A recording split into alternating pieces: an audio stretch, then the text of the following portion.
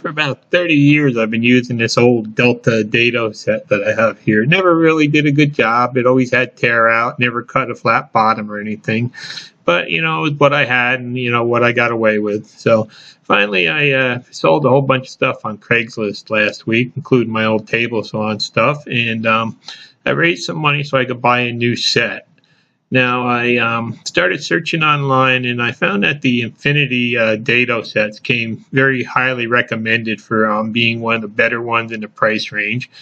And I went online, and they had they had a special last week where they were on sale, and they had an extra $20 off and free shipping. So I decided to try one. So this basically is, my impressions of this Dado set. It was packed really well, and there was free shipping, and it came in a couple of days, so I was happy. Inside the box, they used a bolt to hold it together, and they actually put some plywood pieces on each side to keep it from moving around and protect it during shipping. The blade set was really well made. It looked like the carbide was ground really nice, and it looked like it's going to be a pretty good set. I was surprised at the weight of it. Oh, there's a little ding in that one. It really doesn't bother anything, though. The blade is still flat and stuff. And then there, on this blade here, there's a little bit of like a couple spots on the nickel finish on it that are kind of missing, but really doesn't affect the blade. But I was really surprised at the weight of this blade set. It probably weighs, close to, I think, in about 7-8 pounds. So it's really going to have to see how it works on the saw. But, basically it's a 6-tooth chipper on all of them. And it came with the 6 chipper blades. Came with I think it was 4 1/8, 1 3/32, and 1 1/16 blade. And then it came with the 2 outer blades. Now, I never was really had to deal with a set before that had a certain way you had to put the blades on, but it looks like these blades, the main ones are marked this side out, so they have to be assembled in a certain direction. So the first thing I did is whenever I mess with the blades on that new saw, I always take that little lock and just slide it into the switch just to be safe so that the saw can't start up. And then, for using the Dado set, you really have to remove the safety guard and the riving knife. Now, on this saw, the riving knife is really a very, very snug fit, so you have to, yank it out pretty good to get it out. So, there you see that premium fusion blade that I had purchased just a little while ago, and I'm very happy with the results from that blade so far, and I'm hoping that the Dado set will give me just as good a result. And then I just have to keep my eye out for a good straight glue line rip blade, and then I'll have all the blades I need for the saw. Once you take the blade off, it's a good thing to look down in there. There's like a plastic dust shield on the saw, and you want to make sure there's no little chunks of wood or anything caught in there before you put the new blades on. Now for my first cut, I'm going to start by mounting on this main outside blade, and you'll notice that it's stamped right on the outside of it to keep that side out.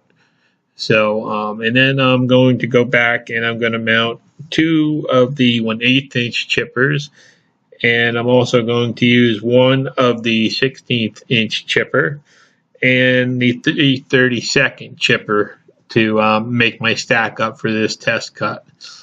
And so, it's amazing just how tight these blades fit on the arbor. It was like a perfect slip fit. You had to, get them pretty straight to get them on there, and you have to make sure that you put the right side out on the 2 outside blades.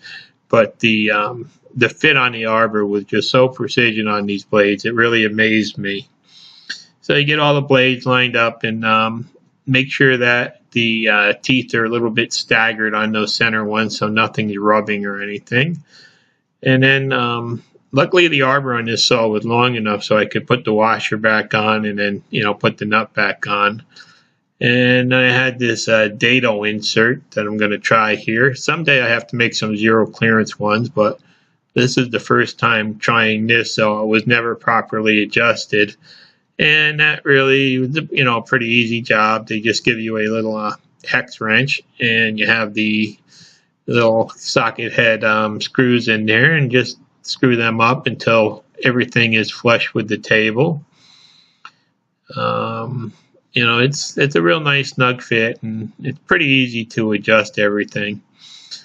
And then once I got it adjusted, I realized there were like these little raised spots where they put the taps in after making the plate.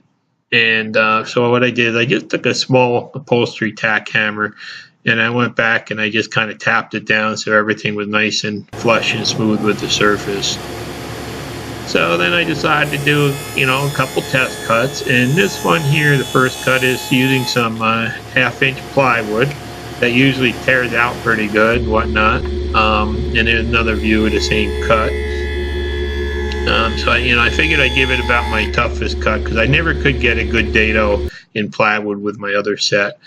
And I was really amazed at the quality of the cut. The flatness of the cut just blew me away. I mean, there was no cleanup needed. Everything was perfectly flat. You can see that on the two outside blades, there is a couple of thousandths of a bat wing cut, but I'll show you that later.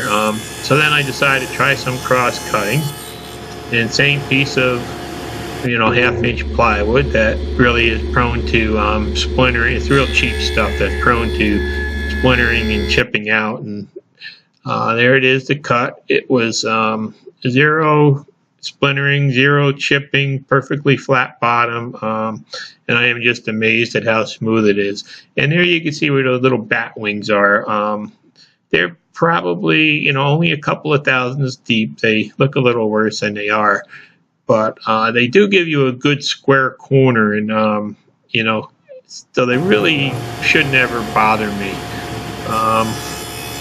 Then I decided to just take a piece of ash that I had laying around and try to, just kind of cut like if you were going to put a big tenon on the end of a piece, just to see how that would come out. And basically you can see how long it takes this blade to stop here. And to try to give you an idea, the blade is just so heavy on the arbor that after you turn the saw off, it spins for close to 30 seconds before it finally comes to a stop.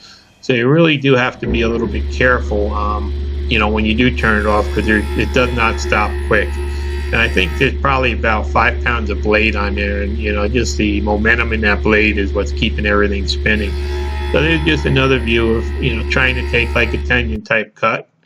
And there it is. It's a really nice flat cut, but it does have those little bat wings from each, I guess they call them, from each cut.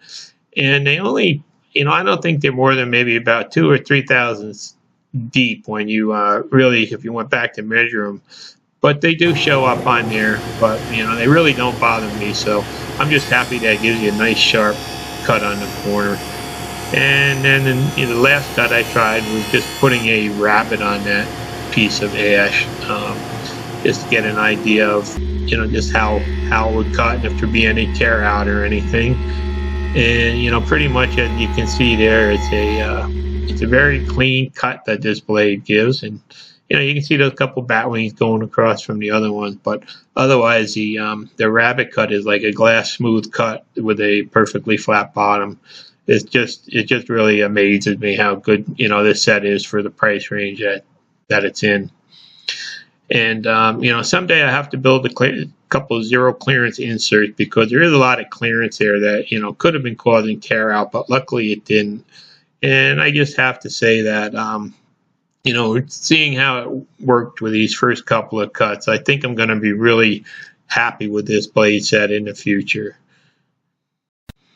So last thing I decided to do was just go back and just measure exactly what I got.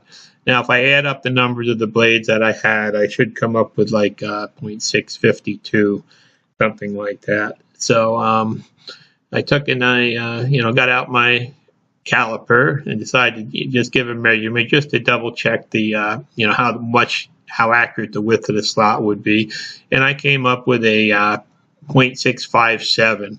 So, it was only off by just a couple of thousandths, and I think it was really good for not using any shims. And then you do get these shims if you have to do some fine adjustment on it. So, it looks like it's going to be a fairly accurate set. So, all in all, I'll see how it stands up over time, but it seems to be a really well-made, well-ground, a good cutting set. So I think I'm happy with this purchase. Thanks for watching. Please subscribe.